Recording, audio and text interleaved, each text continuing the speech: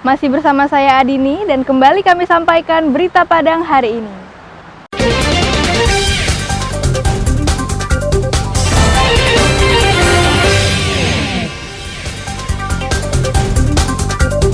Seratus dosis vaksin penyakit mulut dan kuku untuk Kota Padang. Nasi Kapau masuk nominasi Anugerah Pesona Indonesia 2022.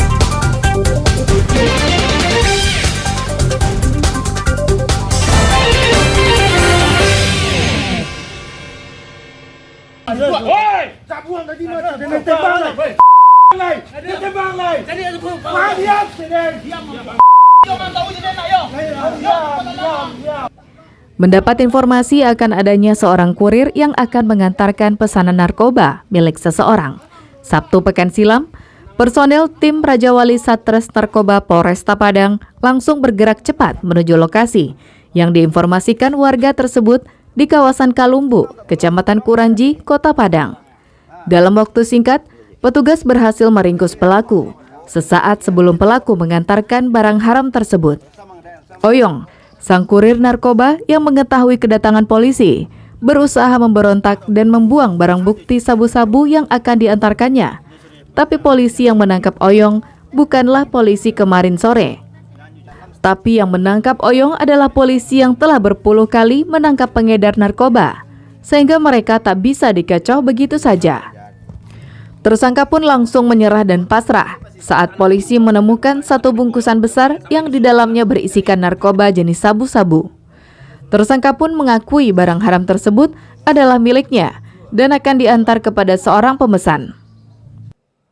Hasil penangkapan ditemukan pada badan tersangka satu paket narkotika golongan sabu yang sempat dibuang pada saat penangkapan. Kemudian di depan para saksi-saksi, tersangka mengakui bahwa saya menyimpan narkotika itu adalah karena tuntutan ekonomi, dan juga pelaku ini juga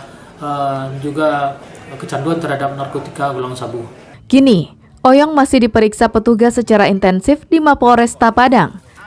Polisi ingin mengetahui jaringan peredaran narkoba yang dilakoninya. Alfi melaporkan dari Padang.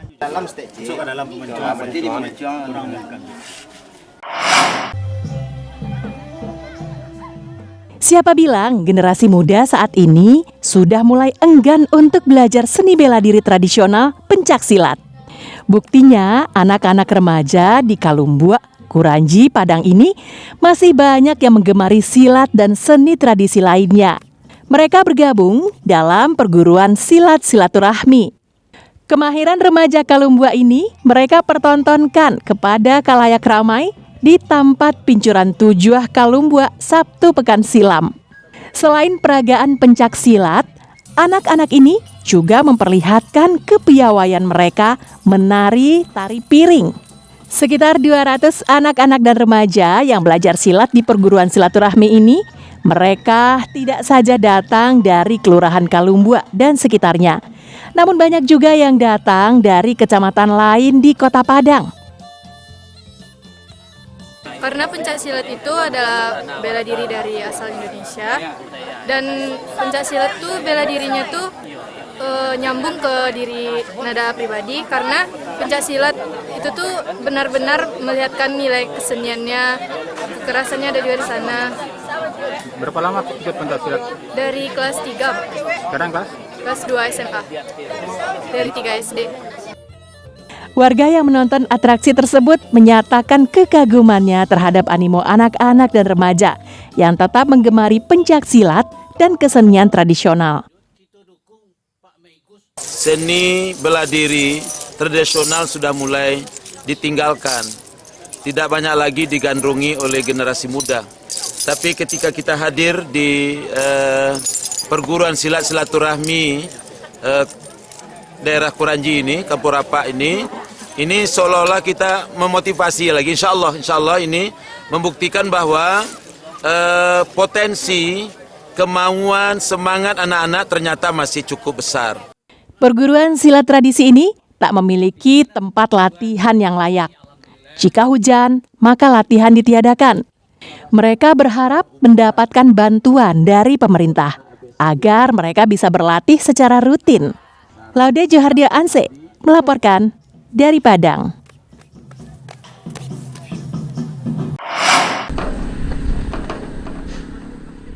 Nasi Kapau mendapat tempat pada ajang Anugerah Pesona Indonesia 2022 yang diselenggarakan oleh Kementerian Pariwisata dan Ekonomi Kreatif. Nasi Kapau dinilai memiliki keunikan dalam penyajian dan beragam jenis lauk yang dihidangkan, sehingga mengantarkan kuliner tersebut ke tingkat nasional. Nasi Kapau, kuliner Rang Minang yang berasal dari Kecamatan Tilatangkamang, Kabupaten Agam ini, dikenal memiliki cita rasa yang berbeda dengan nasi Padang pada umumnya. Penyajian yang unik dan ragam lauk yang dihidangkan menjadi daya tarik tersendiri. Nasi Kapau dikenal dengan gulai ikan bertelur, tambunsu, tunjang, dendeng masia, randang itia, gulai nangka, dan ayam goreng. Tunjang, pangai ikan, dendeng balado, usus atau tambunsu. Harganya yang itu 30. Nah, sekarang soalnya kan mahal semua. Karena keunikannya itu, nasi Kapau dinominasikan sebagai makanan tradisional terpopuler bersama 9 kuliner lainnya di Indonesia dalam ajang Anugerah Pesona Indonesia 2022. Kapau ada ciri khasnya. Ciri khasnya adalah adanya tambunsu, adanya tunjang. Tapi kalau nasi Padang itu identik dengan rendang. Nah, jadi kita akan populerin dan ini ada peluang di API Indonesia tahun 2022. Jadi kita akan populerkan nasi Kapau ini adalah ciri khas kuliner yang ada di Kabupaten Agam. Dalam ajang API 2022 ini terdapat 18 kategori. Di antaranya makanan tradisional terpopuler. Dina Amrina melaporkan dari Kabupaten Agam.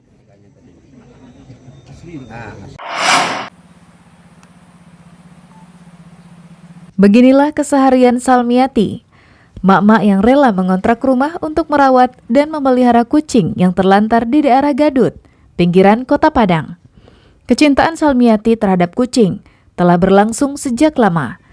Awalnya, ibu beranak satu ini hanya memelihara kucing di rumahnya. Lama-kelamaan, kucing itu berkembang dan rumah kecilnya tak mampu lagi menampung kucing-kucing tersebut. Tak kehilangan akal, Salmiati mengontrak sebuah rumah yang tak jauh dari tempat tinggalnya. Di rumah kontrakan tersebut, kucing-kucing ini dipelihara dan dirawat. Di rumah yang telah dikontrakan sejak 4 tahun lalu itu, Salmiati setiap hari memberi makan dan vitamin bagi kucing-kucing peliharaannya.